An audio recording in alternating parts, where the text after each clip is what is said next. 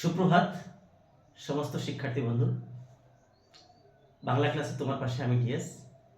আমরা আলোচনা করছি আজ সমাসের শ্রেণীবিভাগের মধ্যে প্রথম যে সমাসটি নিয়ে আলোচনা, দ্বন্দ্ব সমাস।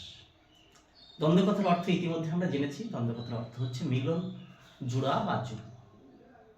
অর্থাৎ যখন আমরা দুটি পদকে জুড়ি, সেই দুটি পদ সমান অর্থ বিশিষ্ট, অর্থাৎ দুটি পদেরই অর্থ প্রধান রূপে প্রতীয়মান হবে এই সমাসে। এমন সমাসকে আমরা দ্বন্দ্ব সমাস হিসেবে চিহ্নিত করব। দ্বন্দ্ব কথার অর্থ মিলন, জোড়া বা যোগ। আমরা বললাম বাবা মা, এটি হচ্ছে দ্বন্দ্ব সমাসের উদাহরণ। হাট বাজার দ্বন্দ্ব সমাসের উদাহরণ।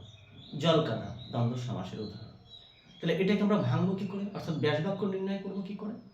দ্বন্দ্ব সমাস নির্ণয় করতে গেলে যখন আমরা ব্যাস বাক্য নির্ণয় করবো দ্বন্দ্ব সমাসে, তখন এই ব্যাস বাক্যের মধ্যে আমরা শুধুমাত্র সংযোগমূলক অব্যয়টা যুক্ত করব।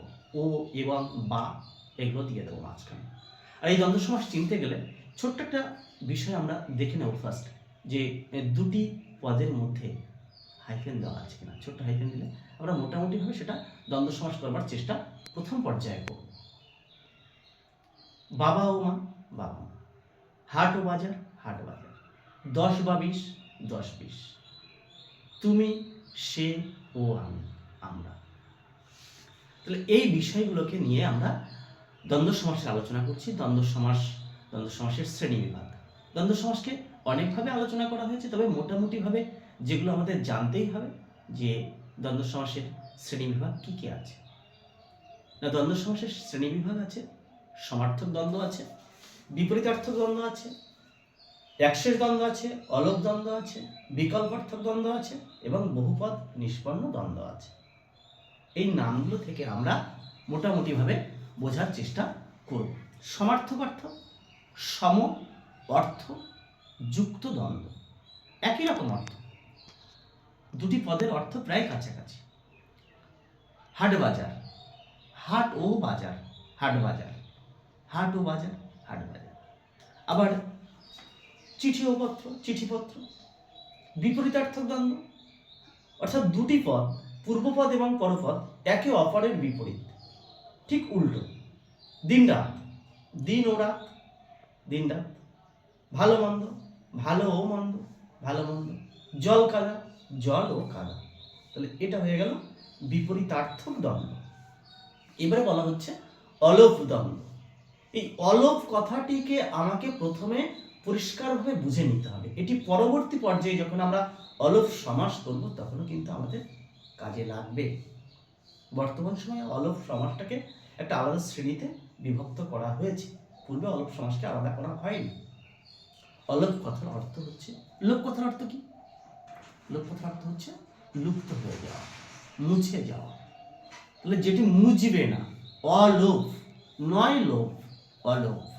তাহলে যেটি নষ্ট হবে না বা যেটি মুছবে না, যেটি লুপ্ত হবে না, তাকে আমরা বলবো অলোপ দ্বন্দ্ব। এখন কে মুছবে না, কে নষ্ট হবে না? যেটি নষ্ট হবে না সেটি হচ্ছে বিভক্তি। অর্থাৎ কোনো পদের সঙ্গে যখন আমরা বিভক্তি যুক্ত করছি, সেই বিভক্তিটি কিন্তু ব্যাস বাক্যে যেমনভাবে অক্ষত থাকছে, সমাসবদ্ধ পদে গিয়ে অর্থাৎ সমাসে গিয়ে সমস্ত পদে গিয়ে সেই বিভক্তিটা অনুরূপভাবে অক্ষত থাকবে।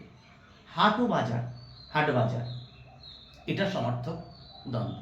কিন্তু যখন বলছি আমি হাটে বাজারে, হাট যুক্ত এ এবং বাজার যুক্ত এ, বাজারে, তাহলে হাটের সঙ্গে এই বিভক্তি যুক্ত হলো এবং বাজার এই শব্দের সঙ্গে এই বিভক্তি যুক্ত হয়ে গেল।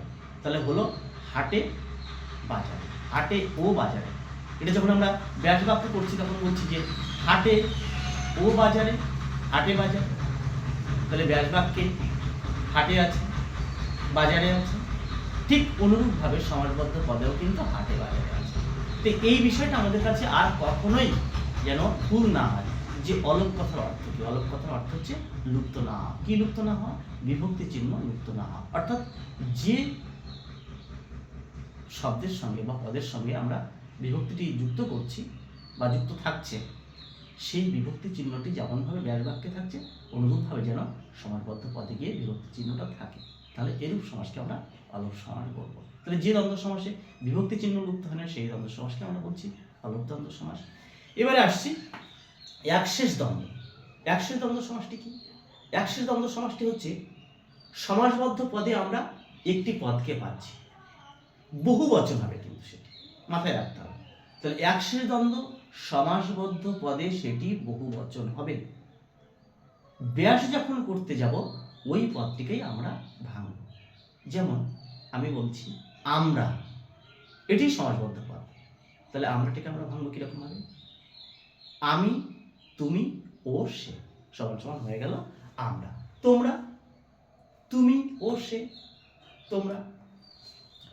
বিকল্পার্থক দ্বন্দ্ব, বিকল্প মানে একটি না হলে অন্যটি, বিকল্প এটা না হলে ওটা। তাহলে যখন দুটি পদ, সেই দুটি পদকে আমরা ব্যাখ্যা করে কোনো একটি পদকেই আমরা বেছে নিচ্ছি, এটা না হলে ওটা, এই বিষয়টা।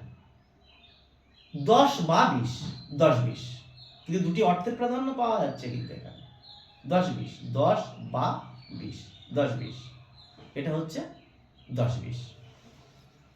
বহুপদ নিষ্পন্ন দ্বন্দ্ব, অনেকগুলি পদ থাকবে, সেই পদগুলোর থেকে আমরা দেখব যে একটি পদ মানে ব্যাসবাক্যে থাকছে যে পদগুলো, সেই পদগুলো অনুরূপভাবে বসছে, কিন্তু তখন সেটা হয়ে যাচ্ছে একটি মাত্র পদ। স্বর্গমর্ত পাতাল, স্বর্গ কমা মর্ত কমা পাতাল, ও পাতাল স্বর্গমর্ত পাতাল, এটা হচ্ছে আমাদের দ্বন্দ্ব সমাসের বহুপদ নিষ্পন্ন দ্বন্দ্ব সমাস।